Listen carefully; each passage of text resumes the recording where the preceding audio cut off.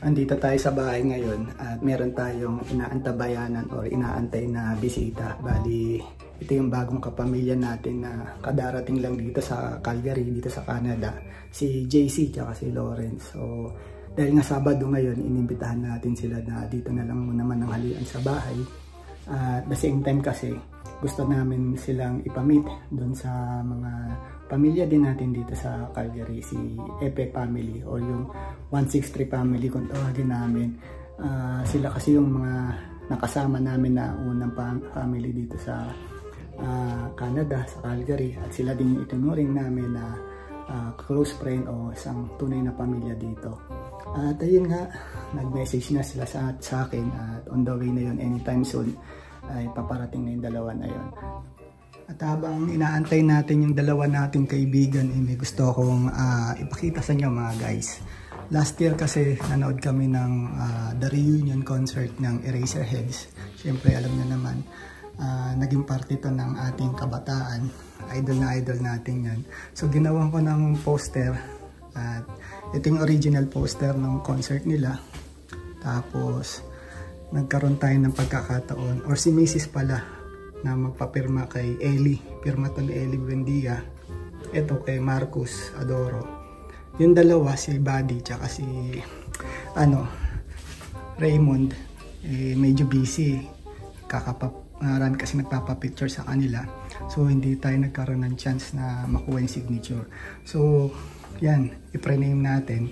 Tapos dito, sa darating na September 13, manonood naman tayo ng concert ng River Maya. Hindi sila kumpleto, sayang. Si Bamboo lang yun nandun, si Rico tsaka si Mark. Si Perfecto de Castro di makakasama, sayang. So ayun, pag sana may pagkakataon tayo makakuha ng signature nila, kasi dito yan nakalagay.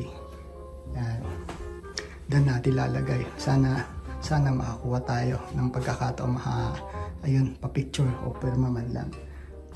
Dahil nga manonood tayo at tuloy na yung panonood natin ng concert ng River Maya sa September 13 sa Red Deer, sasamantalayin din natin yung pagkakataon na yun para huntingin at hanapin yung isa sa sikat na vlogger na sinusubaybayan ko dati pa, ever since nung nagsisimula pa lang tayo mag-vlog.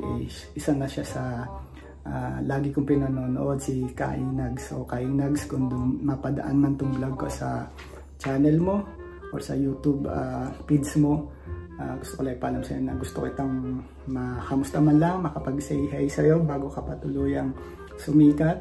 At least ayun, na-meet kita in person. At ayun, hahantingin kita sa concert event na yon. So ito na yung ating mga bisita. Welcome to our humble home. Ayan.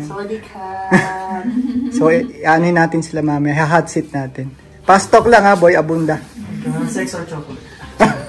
Chocolate. Kakain muna kami mga guys. Ito yung aming pagkain ngayon. Lunch. Singkamas. Tempura. Tsaka onion rings. Tapos kilawin. Ano tong isa? Chicken sisig. So, yun. See you later mamaya sa video See you! So, hello mga ka-Jersey Canada. Andito nga pala tayo sa bahay. Siyempre, dinalaw tayo ng mga bago nating kaibigan at kapamilya, si JC. Hello! And Lawrence. Hello! So, guys from the Philippines sila. Kaya nga kayo dumating? July 6. July 6. O, may Pilipinas pa mga guys. Kaya hot seat natin sila ngayon. So, ayan muna, baka may gusto kayong mag-hello or shout out sa Pilipinas, kung tanggal ka ba, habang ipapainit tayo. Hello sa family ko sa Cavite and Tondo. Shout out! So, ako, ikaw. Hello sa family niya. So, ayun nga. So, si JC yung international student type. Si Lawrence yung open work permit. So, kamusta naman Canada sa inyo? Dito sa Calgary specifically. Ikaw na. Ako ba? Sa akin, actually okay na okay siya. Very systematic. Unlike, alam naman natin, di ba, sa Pinas, medyo yung sistema, medyo, alam mo na, ganon. Pero sa akin, in fairness naman sa Canada talaga, marami siyang ma-offer na opportunity, ganyan. And 1 month pa lang kami, na-enjoy na namin. And wala pa naman kaming dalawa, lalo na ako, na yung nalulungkot, nade-depress or what. So, very thankful naman for that. That's good. So, syempre, bago tayo mas lumalim yung tanungan na, introduce yung mga sarili mo. Yan si JC, Doris, ang yung background sa Pilipinas, ganyan. Saan kayo nagtatrabaho. Ako muna. Bali, kami, taga Cavite talaga ako, pero wala, parang majority of ng time ko sa Pilipinas nasa Makati or sa Manila. Doon talaga ako naka-base. Tapos, yung course ko nung college, nursing, tapos nagtrabaho ako sa hospital ng 3 years. Kaso sobrang liit ng sahod sa Pilipinas, tapos nainip din ako. Kaya nag-BPO, ganyan, tapos nag-corporate. Itong pinakahuli kong experience sa ako nag-work para financial lending company sa Pilipinas. Ganun.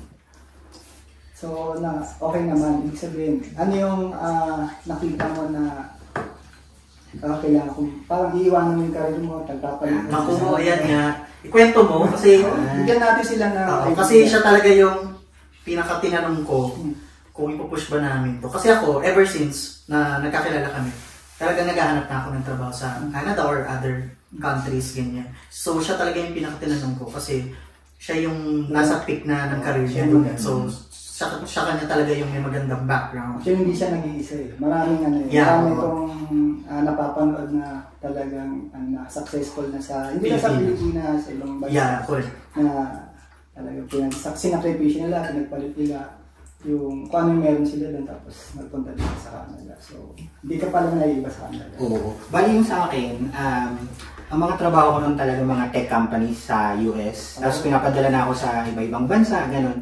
Yung pinakahuli kong trabaho, Vice President ako sa operations. Vice President mga guys. Oo, tapos, yung bago kami magkakilala, 4 years ago, bali 4 years na kami together, wala talaga akong planong mag-ibang bansa. Parang okay na sa akin sa Pilipinas, gano'n. Pero nung, nagkakilala kami, siya talaga nakilala ko na gusto niya talaga mag-abroad. Tapos sabi ko, ako, go with the flow lang. Tapos, siguro after 2 years na magkasama kami, marami kaming na-observe sa, again, mahal na mahal ko yung Pilipinas kasi Pero, talaga marami kaming na-observe na, lalo na sa LGBT, kasi LGBT kami, diba? Parang, maraming opportunity pa para i-improve yung rights ng LGBT sa Pilipinas. Ganoon. Tapos, and then, malakas din yung discrimination sa workplace, sa society, ganun. Tapos sa government, parang feeling ko lang kulang pa yung mga binibigay nilang benefits para sa mga tao. So, yun, kumbaga sa akin, yun talaga yung naging decision ko. Kaya nag-go na rin ako sa kanya 100% na mag-Canada na lang. So, yun yung konting background ni JC. So, siya naman, Lawrence. Ako naman, after kong graduate ng college, invested my life sa Shell talaga. So, 8 years ako, Shell Philippines. So, 8 years ako nag-work sa Shell. And then, yung last role ko is Contracts and Procurement Lead. So, okay naman din, actually. Okay naman yung sahod, okay yung benefits. So, alam din niya ng mga Shell friends namin. And ng family ko. Ayun, talagang ang laki ng natulong ng company na yun sa family namin. So, ayun nga, as I said kanina, talagang ever since pagka-graduate ko, naghahanap na ako ng way para makapag-abroad. Kasi parang, ang inisip ko noon is bata pa ako, so parang gusto kong mag-explore, ganyan. Gusto kong mas makatulong sa family, mapagawa agad yung bahay, yung usual na Pinoy, na Pilipino, ganun. Na isasacrifice na lang yung self niya, yung sarili niya, para makatulong sa family, parang ganun. And then, yun nga, meron na actually na nakausap ako noon na company and tutulong sa akin sa US, pati sa Canada.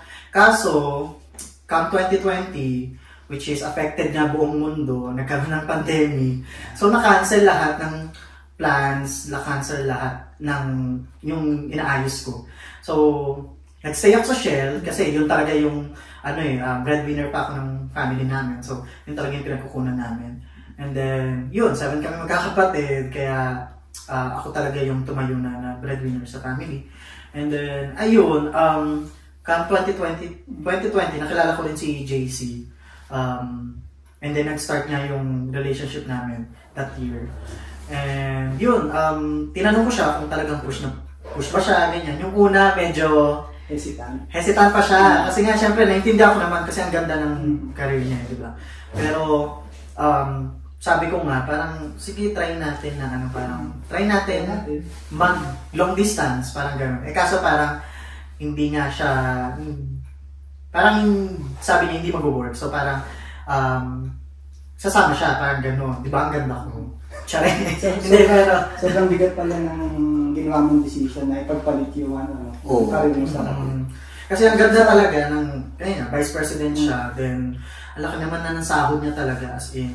So, yun nga, nung nagdaan na experience namin sa Philippines, yun na rin yun siguro yung naging factor. Isa yun sa naging factor niya na, sige, tara, let's push, parang ganun. So, nag-ipon kami. 2021, actually, nag-apply pa po kami ng express entry.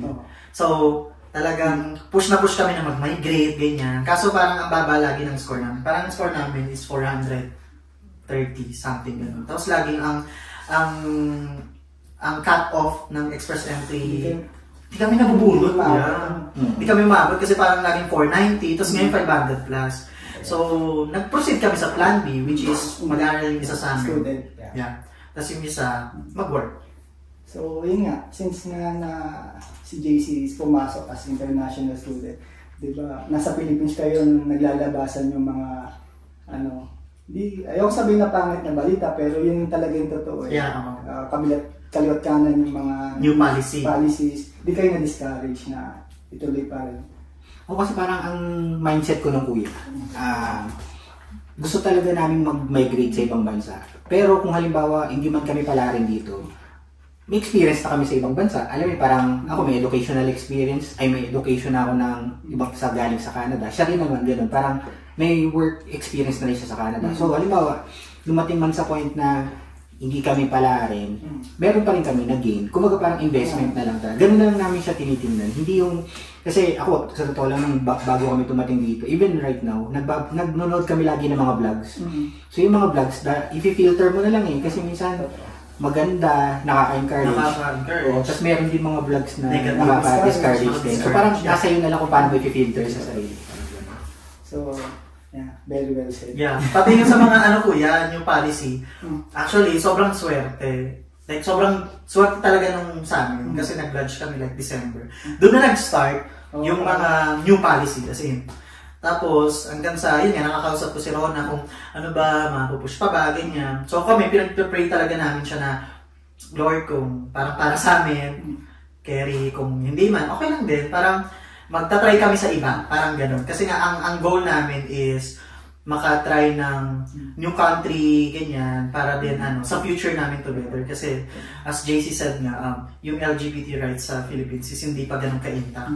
Dito kasi sa Canada, welcome na. Oh, yeah. Parang wala silang discrimination sa pagdating sa third sex. Correct.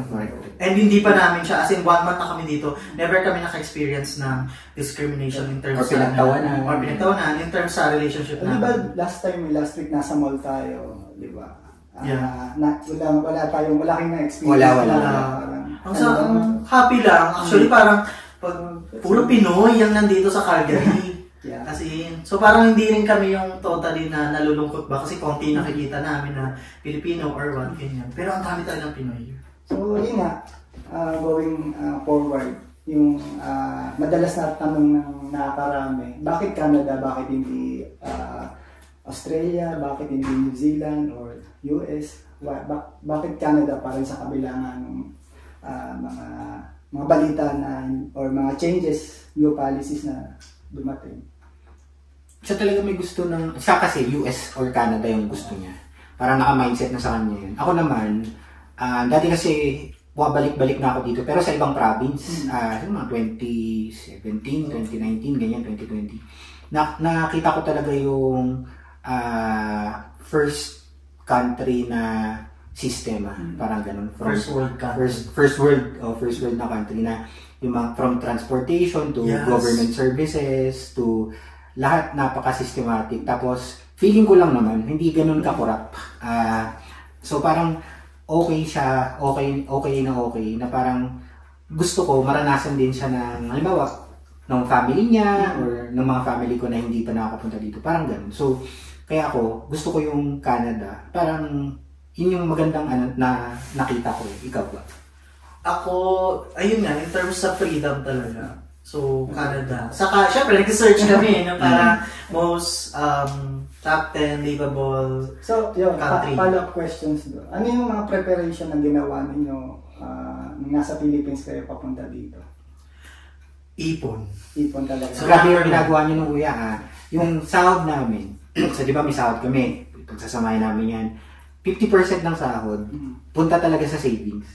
Tapos yung 50%, yun lang yung gagastusin namin para sa bill, sa rent, kung may bibilin kami. Tapos sobrang, although hindi naman kami parang tipid na nagtipid, pero first time ko ma-experience na 50%. Tapos lahat ng bonus namin, hindi namin ginagastos. So lahat ng bonus, punta lahat sa savings. Yeah. Kasi ang number one goal talaga namin is makaipon ng malaki para pagkarating namin dito, hindi kami yung pressure na shucks, kailangan maghanap ng work, kailangan ng 2 jobs, ganyan. So, at least ngayon, kasi parang sa amin, ang lagi namin pinag-uusapan is dapat, since titira tayo doon or magmamigrate, kung palarin tayo, makapag-PR, ganyan, yung process, enjoy natin. So parang hindi kami pumunta dito para lang yung, alam mo yun, hindi kami magtatrabaho lang, mag-aaral, hindi. So, ni-enjoy namin siya. So, gaya ng sinabi namin sa SOP, pati LOI, talagang genuine siya na ni-enjoy namin yung environment, ganyan, yung experience. Tsaka makakilala ng mga... Yeah, makakilala ng other immigrants or ng ibang lahi. Yung ganun ba? So, yun nga. Kasi may mga siguro aware naman kayo kung madalas ka nanonood ng mga YouTube ng ibang vlogger, di ba? Yung mga halos karamihan pumupunta dito as international student, di sila prepared financially, especially. Pero yung ginawa nyo is kung may pangarap talaga kayo. Oo, number one talaga yun na... Ang hirap pumunta kasi dito kapag stress ka. Isipin mo yung pambayad ng tuition mo, pambayad ng rent. Kamusta naman pala yung siyempre, na kayo, nakahanap na kayo ng tutuluyan, di ba? So, kamusta naman yung rent? Okay naman. Actually, mahal talaga dito. Mahal. As in. Hindi lang ako yung nagsasabi. Sila. As in, mahal siya. Like, kasi syempre peso yung pera natin. So, ang liit ang value. Dito, pagdating mo dito, parang yung millions mo is, okay, thousands lang sa kanila, ganyan. Saka mahal yung cost of living talaga, actually. Yung sasahurin mo sa work, yung sinasabi kasi ng iba, ito sa group. So, ang sinasabi kasi, parang kayang trabahuin, ganyan, makakapag-tuition ka na, ganyan, cost of living. Pero no, hindi siya ganun. Yung trabaho mo, yung sasahod mo para sa bills mo lang talaga. Wala doon yung tuition mo. So, ang kailangan i-ready ng mga future international student or yung family na pupunta dito is yung financial talaga. Yung pang-tuition talaga yun. Pero nothing against naman tayo doon sa mga pumunta dito na, halimbawa, isang SEM lang yung dala, tapos iipunin. Kasi kanya-kanyang discard. Kanya-kanyang discard naman. Nothing against naman. Kanya-kanyang plano ba? Diba? Yeah, oo. Kasi kami, yun talaga yung number one, namin, financially ready kami. Kasi yun din sinasabi ng mga friends namin na huwag iasa sa trabaho. Kasi nga, unang-una, ngayon pahirapan na din mag-work. So, yun, ngayon kami, 1 month na kami. Siya kasi bawal pa mag-work dahil student siya. So, September pa, parang gano'n. Hindi pa nag-start kasi. Hindi pa nag-start yung school niya. So, hindi pa siya pwedeng mag-work. So, hindi pa rin siya naghahanap ng work. Ako naman, job hunting mo pala. Yes, yun sa akin, yung job hunting ko. Sobrang lala, as in, ang lala maghanap ng trabaho. Kasi, marami bang trabaho? Maraming trabaho actually. Pero sobrang meticuloso nila sa pagpili talaga. As in, ang dami ko na rin napunta ng interview, corporate man or like sa restaurant, hotel, ganyan. May mga work, pero kailangan nila ng Canadian experience, parang ganun. Good thing na lang din yung trabaho namin sa Pilipinas is international. So, international company. So, kahit pa paano, may mga company na nagtatras. Alam mo yun, ang dami ko na rin napuntahan na final interview and until now, naghihintay pa lang din ako ng mga job offer sa mga corporate. Pero meron na ako dun sa hotel and restaurant, which is September. Which is, ano ko rin siya, other plans ko rin siya mag-shift ng career for other pathway. Parang gano'n. Kasi nga, di ba si JC, si Lawrence kanina nabanggit niya, sa corporate siya, sa Shell Pilipinas. So, willing kang mag-step, parang mag-change career para lang... Yeah, oo, kasi dito sa Canada, ang hirap talaga kapag gusto mo kung anong trabaho mo sa Pilipinas, agad-agad din mo makukuha dito. Correct. So, ito okay lang. Sa akin okay lang kasi beforehand pa talaga. Nasa Pilipinas pa lang kami, pinag-usapan na namin. Kaya ako din ang nag-open work permit. Kasi talagang gusto ko mag-shift ng career, which is yung hotel and restaurant nga. Para din for other pathway, for future na pag-apply namin ng PR, parang gano'n. So, may plans talaga siya. Hindi siya yung, wala nang choice, ganyan. Hindi. Kailangan nyo talagang planuhin. Sa Pilipinas pa lang, kailangan nyo planuhin talaga. Hindi yung, dito pa lang kayo magpaplano. Dapat nakaplanado na kayo yung goal nyo. So, next question. Meron bang something sa inyo na nalaman nyo sana before pumunta ng Canada? Or naisip nyo, nalaman nyo about Canada sa Pilipinas pa lang? Nalaman nyo? Tricky question. Wala. Wala Like, naman. climate, ganyan. Climate. Tatagal ba kayo? Siya kasi nakapunta na dito ilang beses na. So, Siguro yung na lang, yung natutunan namin na parang, nung nasa Pilipinas pa lang kami, hindi kami nag-expect ng sobra-sobra Yung sa kanila. expectation. Kasi hindi naman sa amin, pero sa mga napapanood namin, sa mga kaibigan na namimit namin, mga nababasa namin sa social media na akala nila pagdating ng Canada, bongga na, parang hayahay na. Yeah. So yung sa amin kasi, hindi kami nalungkot, hindi kami na-disappoint, kasi alam namin na hindi namin itataas yung expectation namin. Yeah. Oo, parang gano'n. So, Oo, yun. Yun yung sagot ko dun sa tanong niyo. Actually, pinag-usapan na namin yan sa Pilipinas pa lang na, i-less natin yung expectation natin para hindi na tayo yung ma-culture shock or what ganyan. So, pagdating namin dito, okay. Mas na-appreciate natin. Oo, na tama pala na ganito yung mga naging mindset namin sa Pilipinas pa lang. And kaya yun, parang yung sinabi nga niya, hindi na kami yung nalungkot or na-down na, shucks, ganito pala sa Canada. Parang gano'n. Parang prepared talaga sila pagpunta dito. Pati yung emotions namin prepared. Financial, emotions, lahat kailangan prepared talaga. Second to the last question natin. Ano yung... Second to the last? Tapos na agad. Ayun nga. Anong masasabi niyo sa lifestyle dito sa Canada? Or dito na lang sa Alberta. Kasi every province, iba-iba. Yeah. So, dito sa Alberta compare sa Pilipinas. Siguro napakapiyawan natin pa kanya, pero the one last word. So yung lifestyle, siguro una maganda yung weather. Siguro dumating kasi kami summer. Pero tingnan natin sa winter kasi maraming mga nagsasabi na mahirap daw pag winter. Pero siguro ang napansin ko dito sa Alberta, lalo na dito sa Calgary, yung mga tao masayahin. Parang cheerful. Very polite. Pupunta ka sa store, nakangiti, ganun. Tapos may mga buwabati sa'yo, ganun. So sa akin nagustuhan ko yung environment, yung culture, tapos yung weather, yung climate ngayon pa lang. Pero yung tao dito tingnan natin sa winter, kung mag-iba. Sa akin naman, same lang din, ganyan. Yung mga tao talaga dito is mababait sila. Hindi lang Pinoy mababait din yung ibang Pilipino. Pero iba lang. I mean, yung mga kakilala namin, syempre. Kayo po, ganyan.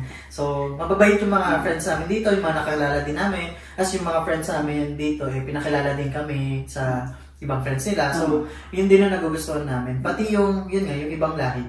Mababait din talaga sila. Lalo na sa grocery, ganyan. Saka dito, very sustainable ba tawag doon? Nasa ganun, as in ikaw ang magpapak. So, Dito kasi walang ano eh. Wala. Walang may boss ng company or may ari ng company. Walang ganun sa Pantay-pantay lang. Oo, pati even maggagas ka, ikaw, ganun. So, yun. Saka mababait yung mga tao dito. Saka, yung mga employees sa mga grocery, ganyan, restaurant, as in mabait sila. Dito nga lang din ako natutong mag-guess please, ganun. Kasi dito parang sa kanila, sign of respect.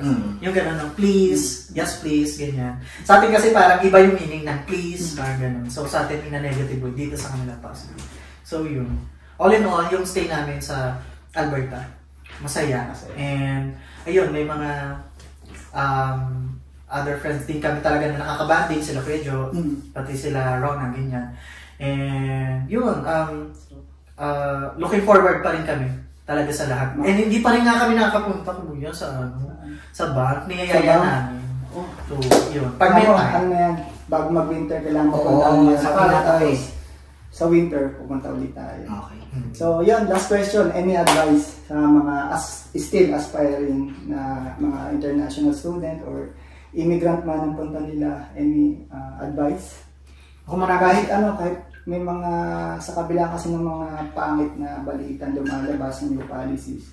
Siyempre marami pa rin dyan na gusto pa rin makapunta dito. So, bigyan niyo sila ng advice. Marami kasi kaming nababalitaan na yung pupunta dito tapos after 1 week, uuwi na. Iba naman after 1 year, may mga papanood kami sa social media.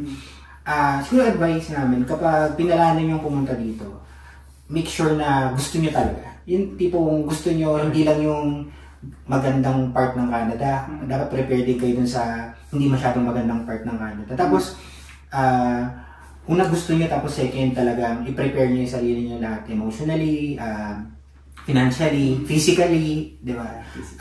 Kailangan mag-workout ka, sa Pilipinas ka pa lang. Tapos, yung health mo dapat okay din, parang gano'n. Tapos, mentally, yung mental health mo dapat meron ka talagang way para mag-relax, may support system ka. Kung wala man yung family mo, yung friends, parang gano'n. Tapos, huwag makakalimutan magdasal, parang isurrender mo lahat kay Lord kung ano yung plano niya para sa'yo, and mag-align yung plano niya sa plano mo, gano'n. Tapos, enjoy mo lang yung journey. Kasi at the end, wala naman din nakakalam kung magiging successful ka o hindi. Pero yung journey talaga, I think yun talaga yung sa'yo, magiging memorable para sa'yo, sa partner mo, sa family mo, sa future. Parang gano'n. So, yun lang ako sa akin. Sa akin naman, talagang be ready. Financial man yan, emotional. As in, be ready. Recently, na-test talaga yung sa sa emotion side ko kasi recently is may nangyari nga sa dad ko, sa papa ko na nasa Pilipinas, and yun, nawala. And since 1 month pa lang kami, ang galing nga parang hinintay niya lang talaga kami na makapag-settle dito. And as in, tines na agad ako. Sabi ko nga, ano ba yan Lord? Parang ang bilis naman, parang ganun. Pero again, ready ako for that. Kasi parang niready ko na yung sarili ko na sa mga possibilities. Kasi kasama yan sa pag-migrate mo or pag-work mo sa ibang bansa. Kasama yun. And thankful din ako syempre sa partner ko kasi sa mga friends, ganyan. Sila yung support system ko dito. As in, gustuin ko umuwi, kaso talagang mahalin pamasahe. As in, parang iniisip ko na lang, naging practical na lang din ako na okay, yung amount na to, ipadala ko na lang. Nakatulong pa ako sa buong buong week na nakaburol yung papa ko, ganyan. And yun, ngayon, okay naman din. Sila yung naging support system ko na ma-cope up sa nangyari. And yun, sa mga aspiring, talaga, family man or solo ka man na applicants na magiging student dito.